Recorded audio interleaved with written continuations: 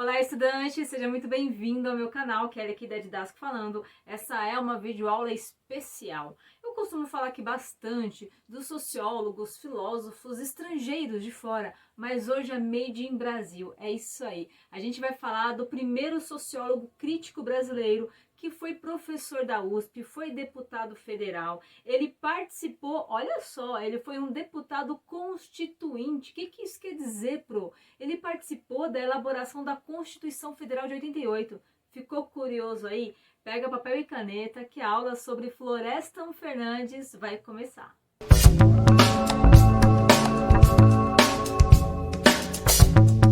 E antes da gente começar a nossa aula, dois recadinhos super importantes aqui. Pessoal, esse conteúdo que você está vendo de segunda a sexta-feira está sendo produzido aqui no canal, tem mais de 500 vídeos. Eu já acho difícil você pensar num sociólogo ou filósofo aí dos principais que você não acha que uma aula no meu canal. Olha, fico duvidando disso, hein? Comenta aqui, faz isso, comenta aqui, eu quero uma aula do sociólogo tal, do filósofo tal. Comenta aqui que eu venho com o maior prazer elaborar essa aula de uma caprichada para você, tá bom? Então fica o meu pedido, inscreva-se nesse canal, ajude-nos a compartilhar conteúdo, muito mais pessoas assim como você gostaria desse conteúdo. Então quanto mais você curte, compartilha, se inscreve, mais chega em outras pessoas que também como você gostaria desse material, simples, resumido, organizadinho aqui, tá? Segundo recado super especial, olha só, tudo que você vê nesse canal é uma demonstração, é uma amostra de tudo que tem no nosso curso. Exatamente, tem um curso de redação aqui da Didasco. Onde quer que você esteja vendo esse vídeo aí, em alguma plataforma, tem algum link na descrição do vídeo, na bio, tem algum link aí para você vir para o meu curso. Lá tem algumas aulas experimentais. Tá com dúvida? Chegou aí pro eu não sei, não conheço. Tem aulas experimentais, tem aulas gratuitas para você chegar, conhecer, experimentar mais ainda e só depois você adquire aí o curso quando você já está certo dele, já sabe o que você vai encontrar, já sabe a garantia do material que está lá. Bom, dois recadinhos dados, agora a gente vai para nossa aula.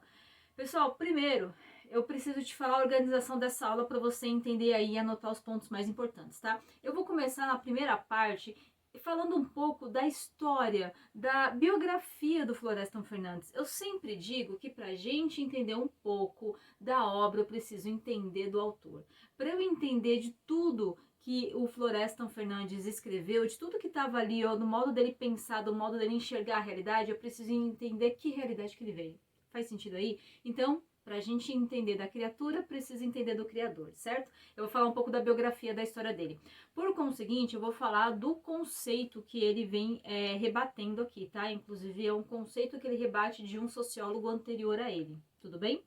E no final, eu vou vir com algumas análises aí, ou seja, tá bom, eu já entendi, mas isso entra objetivamente em qual tema? Até da minha redação. Eu vou olhar para isso e falar sobre o quê? Sobre desigualdade social, educação, saúde, segurança, sustentabilidade. Como que eu vou colocar esse conteúdo dele num eixo temático, numa espinha dorsal, numa essência de conteúdo, num tema, entende aqui? Então vai ser dividida a nossa aula nessas três partes. Combinado? Agora sim a gente vai para a aula. Tome nota aí, tá? Ele nasceu em 1920, faleceu em 1995. Ele nasceu em São Paulo, num cortiço. A mãe dele era filha de imigrante portuguesa. O pai dele não fazia parte de nenhuma elite social. Ele nasceu ali no cortiço, no subúrbio, na periferia de São Paulo. Diferentemente do sociólogo que ele vem rebatendo. Que sociólogo é esse que ele vai vir rebatendo que a Pro tá falando já pela segunda vez? Segura, anota aí, segura essa informação, tá bom? Ele, pessoal, teve que largar a escola desde cedo. Digamos que ele no ensino, o que hoje é ensino fundamental, quarto, quinto ano, entende? A gente chama de ensino primário lá atrás. Ele já teve que largar a escola aí nesse momento. Com 6, 7 anos ele já foi trabalhar para colaborar com a mãe, né, para trazer aí verba para dentro de casa, para ajudar a prover essa família, ajudar a formar essa família. Ele foi filho único, trabalhou aí ao longo dos seus, digamos, dos 6, 7 anos até quase os 18, 17 anos. Só então ele retornou para a escola. Digamos, você já deve ter ouvido falar de supletivo, né? Supletivo é quando eu não faço os anos letivos, eu não estudo naquele ano regular, fico muito tempo fora da escola. Quando eu vou retornar, eu tô muito atrasada, e daí eu preciso, digamos, não dá tempo. Imagina eu chegar na escola com 15 anos para estar no quinto ano, aquilo vai virar uma bagunça na idade escolar. E fora que eu vou terminar meu colégio com 21, 22, 23 anos, tem muita gente que nem continuaria, abandonaria, entende? Então tem um supletivo. O supletivo ele condensa, ele faz 3 anos em um ano, 2 anos em um ano, e foi assim que o nosso Florestan Fernandes terminou os ensinos. A gente já fica curioso daqui porque, olha só, ele terminou o ensino num supletivo e ele se formou em mestrado na USP. Eu não ouvi o que eu ouvi? Ficou curioso? Eu vou chegar lá. Assim que ele terminou esse supletivo, ele prestou vestibular na FUVEST, né, que é a Universidade de São Paulo, para Ciências Sociais. Foi aprovado de primeira instância, foi aprovado de primeira chamada. Ele fez a sua graduação, depois ele fez mestrado em 1944, ele iniciou o mestrado em Sociologia na USP também. Em 1945, 1946, ele foi convidado para ser professor da USP, também foi professor da PUC. Isso ele ficou lá, pessoal, quase uns 15, 16 anos. Aí chegou o golpe militar, ele foi um dos professores, ele tinha, pessoal, aqui, uma pausa, tá? Ele tinha uma posição muito clara, né? E a posição dele era mais voltada para a esquerda, era mais voltada para a militância, tanto que ele é conhecido como um sociólogo crítico ou um sociólogo militante. Anote essas duas palavrinhas aí, esses dois termos, porque isso cai lá no vestibular, tá bom? Por que ele era considerado um sociólogo militante ou crítico? Porque ele contava a história, ele fazia os seus estudos com um ponto opinativo, né? Ele colocava uma opinião em cima desses estudos, tá? Ele colocava um olhar, um viés, ele tratava esse conceito com certa parcialidade, ele tomava um posto, tomava uma posição nessa história, entende aqui?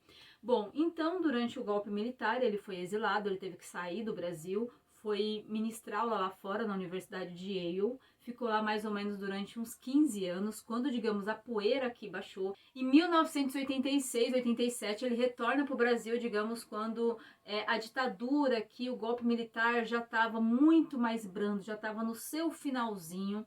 E quando ele volta, ele retorna para voltar a ministrar faculdade, voltar a ministrar aulas na PUC. Ele também retorna aqui eleito como deputado. Ele participou, pessoal, digamos assim, das reuniões iniciais do Partido dos Trabalhadores, tá? Ele não foi um dos que fundou, mas ele, digamos, quando fundou o Partido dos Trabalhadores, ele estava ali colaborando, digamos, com a implantação e disseminação dessas ideias dos partidos dos trabalhadores aqui em São Paulo, tá? Inclusive, ele foi 2 vezes deputado pelo PT, pelo Partido dos Trabalhadores, tá? Observação aqui, lembra que eu te falei lá atrás que ele foi um deputado constituinte? O que é isso? Ele colaborou com a escrita, com a elaboração da Constituição Federal. Foi na primeira vez que ele foi deputado, tá? E observação importante também, existe um documento no Brasil chamado Lei de Diretrizes e Bases da Educação. Quem é professor, ou se você já esteve aí na escola, você já ouviu falar um pouco sobre esse documento, LDB, Lei das Diretrizes e Bases. O que é isso?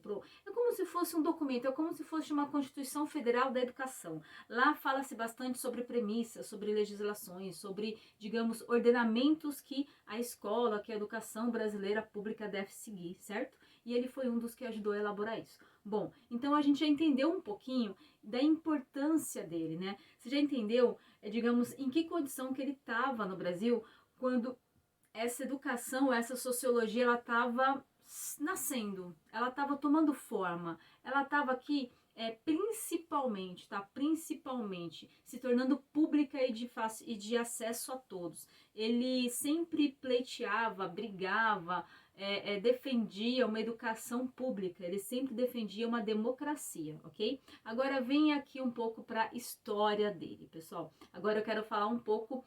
Existem vários conceitos que ele elaborou, tem vários livros. A obra de Florestan Fernandes, ela é extensa, ela é imensa, muito rica, e eu vou falar de um desses estudos, chamado Mito da Democracia Racial. Mito da Democracia Racial. Entende-se que mito é algo que não é real, é algo que é uma lenda, é algo que, digamos, que é uma historinha para criança dormir. Você entende aqui? É um mito, isso não é real. E da democracia racial é o quê? Está dizendo que há uma democracia racial, há uma igualdade de direito entre todas as raças. Ele fala que isso é um mito, porque ele fala, olha, É difícil a gente falar que um branco morador de um bairro de elite, que faz parte da classe B, é difícil falar que ele tem direitos, educação, saúde, segurança pública, saneamento básico, igual a uma democracia para todos, igual mesmo a um negro morador de comunidade, semi-analfabeto, e que não tem, quiçá, uma saúde ou uma educação de qualidade, ou até uma segurança ou saneamento básico. É um mito falar que essas duas pessoas estão numa condição de igualdade, de democracia, por conta, digamos, do acesso que eles têm, né, a alguns serviços, a alguns direitos que deveriam ser garantidos, e que o que difere bastante eles aí, muito a raiz de tudo, é a cor. É isso que ele está falando, é a cor de pele. Ficou curioso aí para entender isso melhor? Ele começa explicando, pessoal, que o negro, depois que a escravatura foi abolida, ele não conseguiu inserir-se nessa sociedade. Que o negro, quando ele teve ali a sua condição de escravatura finalizada, ele perdeu, digamos, aquele espaço para morar. Ele perdeu aquele alimento que lhe era garantido, mesmo que em condições subhumanas de escravidão. Ele perdeu isso e ele foi tentar se inserir numa sociedade sem que ele tivesse, digamos, um hábito dentro dessa sociedade. Ele não estava habituado, acostumado a frequentar certos ambientes ou certos locais, ou uma parcela dessa classe social. E principalmente, aqui está um ponto chave também, essa sociedade ela estava se transformando, né? De século XIX para século XX, o Brasil entrou aí numa questão de desenvolvimento muito grande. Então ele falou, olha, esse negro ele estava muito habituado ao ambiente agrário, e agora o Brasil ele está se transformando, essa sociedade está vindo, né? Está vendo um movimento de êxodo do rural pro urbano. E agora tem um trabalho novo dentro de uma indústria. E esse negro está acostumado numa fazenda, num grande engenho. É óbvio que quando você coloca esse negro que está vindo de um engenho, de um cafezal, dentro de uma indústria, ele não vai estar preparado, ele não vai ter técnica, habilidade para trabalhar lá. Inclusive, ele também vem fazendo um estudo dentro ainda desse âmbito do mito da democracia racial, que esse imigrante, quando chega aqui, a gente sabe que a gente teve, principalmente aí por conta da Primeira Guerra, da Segunda Guerra Mundial, da Guerra Fria, e também porque o Brasil, né, o governo sempre incentivou a vinda desses imigrantes por um ponto muito claro. A Inglaterra, ela já estava, principalmente a Inglaterra, né, mas a Europa inteira, ela já estava digamos, num outro nível, mais aprofundado, mais profissionalizado da industrialização, da revolução industrial. Então, aquele negro nunca viu fazer, nem viu o que era para fazer. O europeu, o imigrante que chegava aqui, ele já estava muito habituado com essa lida, ele já estava muito habituado com esse trabalho, com esse labor, com essas técnicas.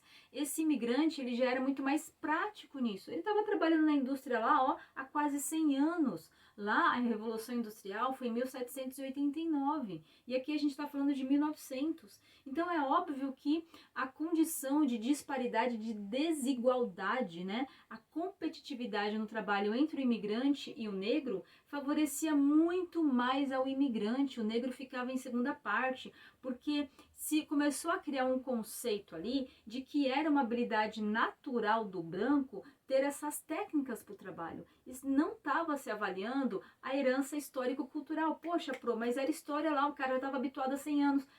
Mas não era esse o olhar, não era essa a tratativa, não era essa forma de se, digamos, considerar naquele período. Olhava-se o negro sempre como uma ideia de um subproduto, sempre como uma ideia de um profissional que ele ficava abaixo. É como, de repente, sabe, imagine aí um mercado de trabalho, você dentro da sua área querendo procurar uma inserção, né, uma colocação profissional, uma vaga, e aí você está competindo com uma outra pessoa que é claramente considerada muito mais experiente, com muito mais técnica que você.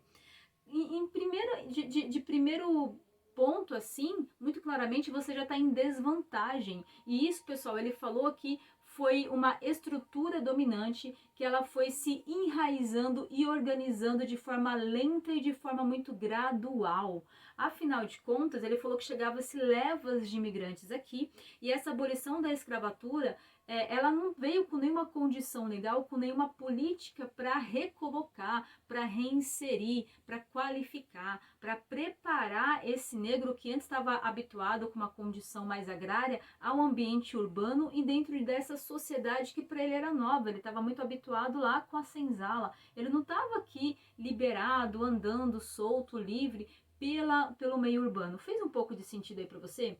E quando ele fala isso, ele ainda pega um outro ponto aqui. Ele fala que olhava-se para o branco como se fosse da natureza do branco ser socializado, ser civilizado. E como se fosse da natureza do negro não ter condições, não ser, digamos, habituado a estar nesse meio. Era uma coisa muito natural. Ele não iria se adaptar. Era muito mais fácil você escolher um trabalhador branco do que um trabalhador negro. E quando esse negro ele não tem um trabalho, ele vai ocupar um subemprego. Ele vai ocupar um emprego que é muito desvalorizado, que não é registrado, que é numa, digamos, numa informalidade. E aí quando você junta duas coisas, né, a informalidade e o baixo salário, você vai, obviamente, impactar na moradia desse negro, na alimentação desse negro, nesse filho de escravo, nesse neto de escravo, que agora ele começa a se apinhar em cortiços,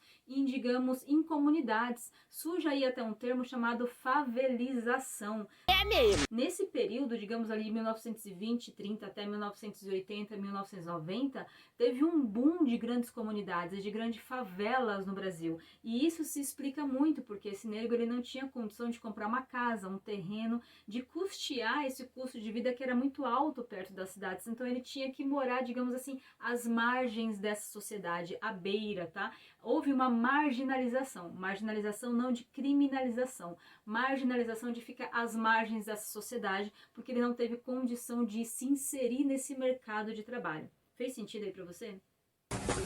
E quando Florestan Fernandes faz um estudo, sabe, olhando de todas as vertentes científicas, como assim, ele olha através da economia, da formação das cidades, da sociologia, da cultura, da classe social. Quando ele olha através de vários pontos de análise de ciências diferentes, isso é considerado um racismo científico, né? Porque você consegue colocar isso através de um estudo das ciências, entende?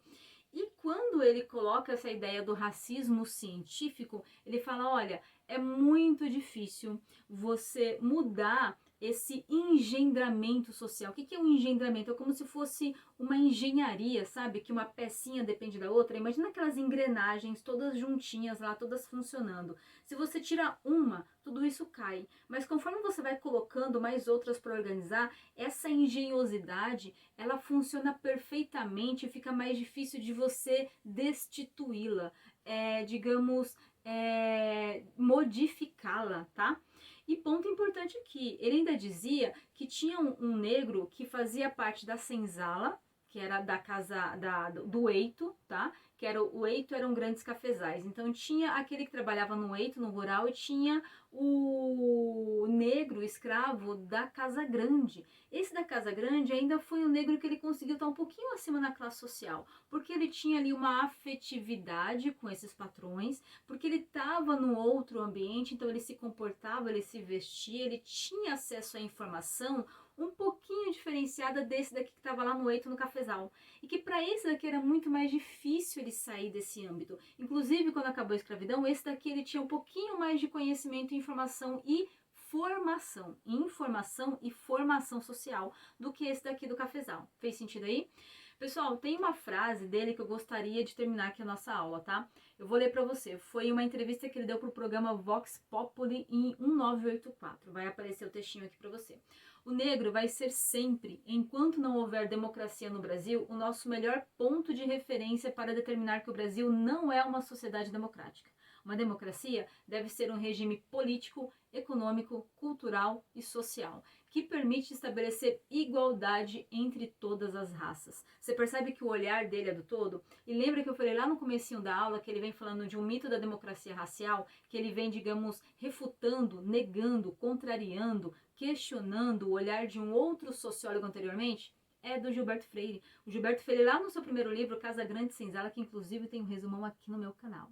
Que inclusive eu falei de cortiços e tem um resumão aqui sobre o livro Cortiço no meu canal, para você entender tudo isso melhor. Então, quando ele fala desse mito da democracia racial, o nosso Florestan Fernandes, ele está querendo criticar o quê? É um mito, Gilberto Freire. Essa democracia racial que você está falando aí, ela não existe. Ela não existe. Isso não existe. Ela não funciona, isso é um mito. Na realidade, quando você vai olhar através de todas as ciências, economia, cultura, sociedade, política, isso daí claramente, digamos, é um devaneio, é uma utopia, é um sonho seu. Não é assim que funciona lá na realidade. E por que o Florestan Fernandes traz esse olhar? Lembra que eu te falei que pra gente entender da criadora, eu preciso entender do criador? Pessoal, ele veio da periferia. Ele veio de um cortiço. Ele terminou os estudos dele com um supletivo. Ele sentiu na pele, skin the game, sabe? Ele sentiu na pele tudo isso que ele está escrevendo agora e tudo isso que ele resolveu analisar. Fez sentido? Aula completíssima aí para você. Se esse conteúdo fez sentido, se ele te deu algum insight, te mudou as ideias, te clareou sobre a ideia de mito da democracia racial, se te trouxe novas informações sobre Florestan Fernandes. Pessoal, o intuito desse canal é dividir informação. Dividindo a gente multiplica, certo? Então compartilha.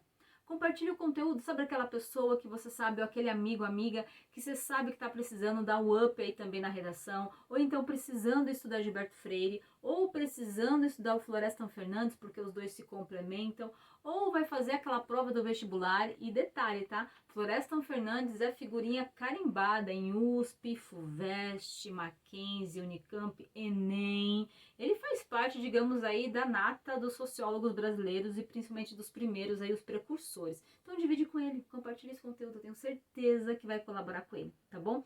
E comenta aqui se você gostaria de algum conteúdo nas nossas aulas, tá bom? Pessoal, promessa cumprida. Muito obrigada por hoje. Espero mesmo ter colaborado. Agora vai lá, gabarita essa redação.